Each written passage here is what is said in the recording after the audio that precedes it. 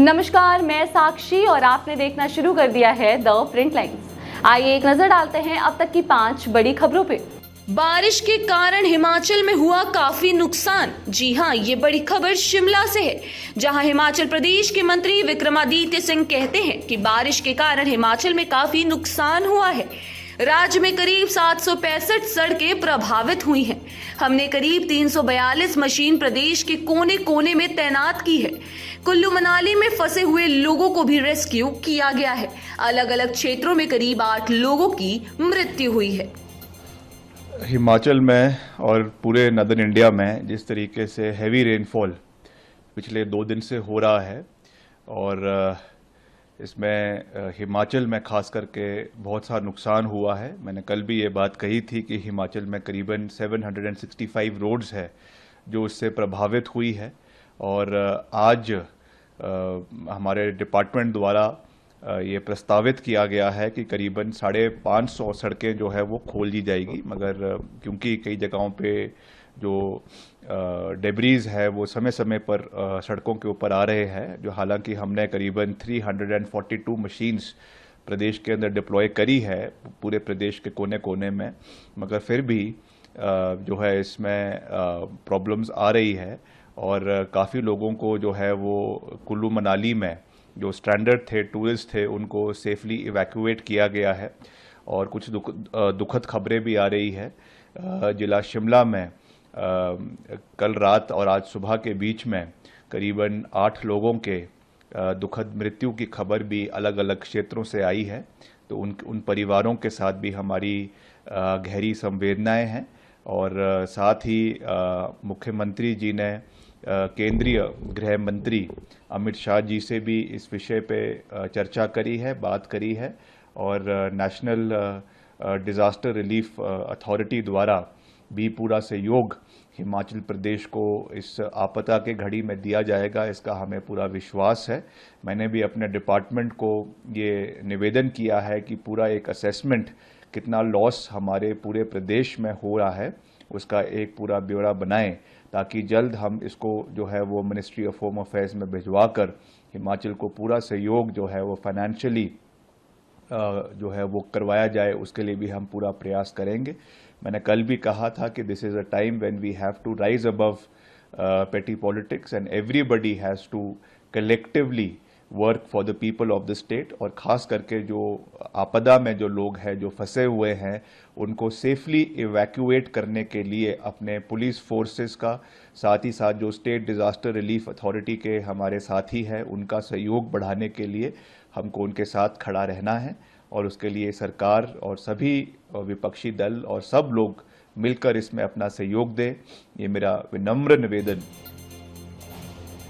जैन साधु की हत्या पर बोले प्रहलाद जोशी। जी हां, ये बड़ी खबर हम्पी से है, जहां जैन साधु की हत्या पर केंद्रीय मंत्री प्रहलाद जोशी बताते हैं कि ये बहुत निंदनीय है। आरोपी का नाम भी शुरू में उजागर नहीं किया जा रहा था। स्थानीय लोगों को ये बयान देने के लिए मजबूर करने का प्रयास किया गया कि वे कुछ वित्तीय लेन देन में शामिल थे। मुझे लगता है कि ये तुष्टीकरण की राजनीति की पराकाष्ठा है। हत्यारे को कड़ी से कड़ी सजा मिलनी चाहिए। बेलगाम जिले में पूज्य श्री काम कुमार नंदी महाराज का जो हत्या हुआ है ये बहुत ही निंदनीय है और शुरुआत में इसको जो इसमें एक्यूज्ड थे उसका नाम भी बाहर नहीं ले आया और लोगों को फोर्सेबली उधर के जो स्थानीय लोग हैं, स्थानीय लोगों को स्टेटमेंट देने के लिए कि कुछ उनका फाइनेंशियल ट्रांजैक्शन था तो फाइनेंसिंग करता था, ऐसे स्टेटमेंट दिलवाने का भी कोशिश हुआ है। मीन्स एक तरह ये जो कुछ आर्थिक व्यवहार था, आर्थिक व्यवहार से का मर्डर हुआ है, इनका मर्डर हुआ है, ऐसा एक माहौल क्रिएट करने का भी कोशिश हुआ। इसमें लोगों को शक आया कि तो जो हत्यारे हैं उनको संरक्षण देने का भी काम हो रहा है। मुझे लगता है तुष्टीकरण का राजनीति का एक पराकाष्ठा है और मैं कर्नाटक सरकार जब लोगों से प्रेशर आया जनप्रतिनिधियों से प्रेशर आया तब एक्टिव हुआ है। ये बहुत गलत है।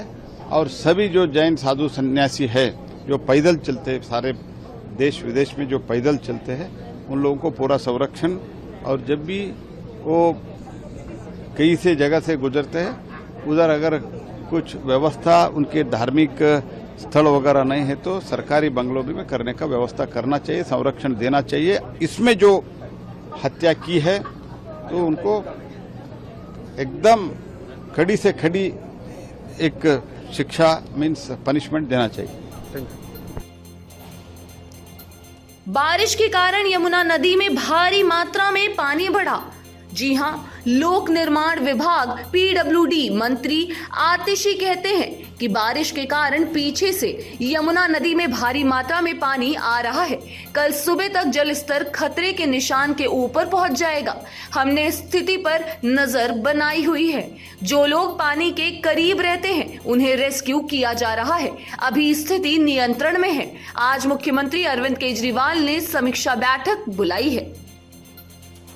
नतीजा ये है कि पीछे से ही यमुना में बहुत भारी संख्या में पानी आ रहा है।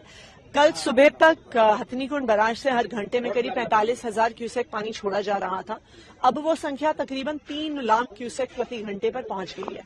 ऐसा लग रहा है हमारे कैलकुलेशन के हिसाब से कि कल सुबह तक जो वाटर लेवल है वो डेंजर मार्क से ऊपर पहुंच जाएगा।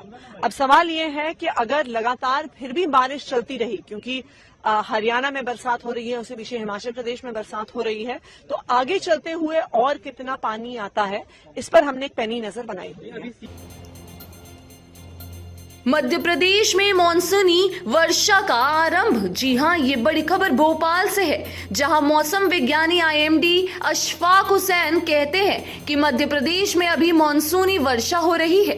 अभी तक जो मानसूनी वर्षा दर्ज की गई है वो सामान्य से 12% ज्यादा है। पूर्व मध्य प्रदेश में 15% और पश्चिम मध्य प्रदेश में 9% ज्यादा है। आगामी 4-5 दिनों में पूरे मध्य प्रदेश में मध्यम वर्षा होती रहेगी।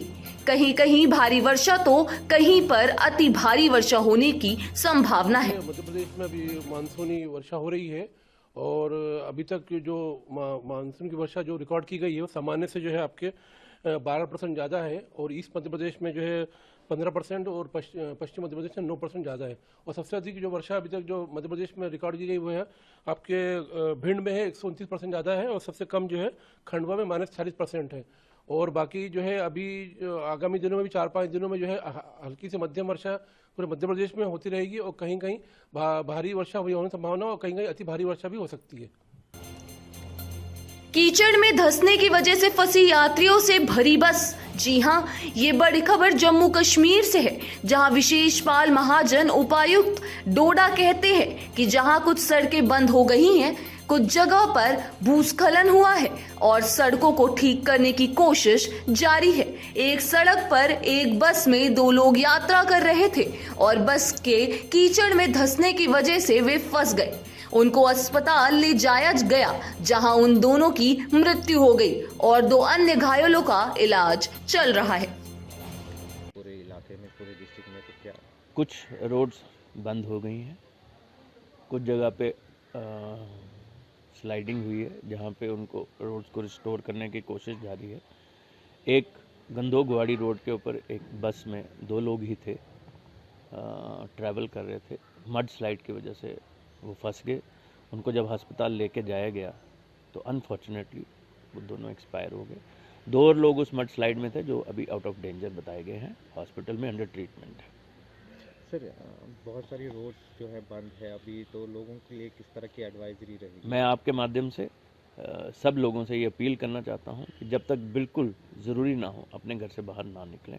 Avoid travel, avoid unnecessary movement, help us to keep them safe. Sir, Neeru नाला हमने देखा है काफ़ी बह रहा है, तो वहाँ पे भी लोगों के लिए इस तरह की एडवाइजरी? ये एडवाइजरी हर व्यक्ति के लिए हमने अपने चनाब और उसके साथ चलने वाले जितने भी दरिया थे लोगों को पहले ही बताया था कि they should be safe. Police के थ्रू अनाउंसमेंट भी करवाई थी और बाकी ज़रियों से भी लोगों को बताया गया था। हम उम्मीद कर रहे हैं कि सब सेफ रहेंगे, और हमारी पूरी टीम डिस्ट्रिक्ट एडमिनिस्ट्रेशन की, पुलिस, सिविल, यूटी, ये जो है अपनी रेस्क्यू टीम्स जो हैं वो सारी की सारी ऑन हाई अलर्ट है और they are constantly monitoring the situation. Sir national highway पे एक ब्रिज है क्लैनी के पास, उसका डैमेज।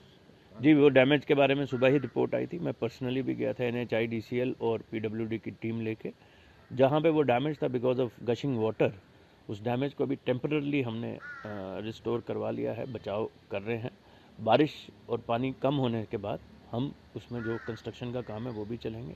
पुलिस लगाई गई है और मॉनिटर कर रहे हैं ट्रैफिक की मूवमेंट भी बिल्कुल तरीके से। तो अभी ट्रैफिक रुका हुआ है उसमें? जी नहीं। ऐसी ही महत्वपूर्ण खबरों के लिए देखते रहिए the print lines. Camera person Saud Ansari के साथ मैं साक्षी।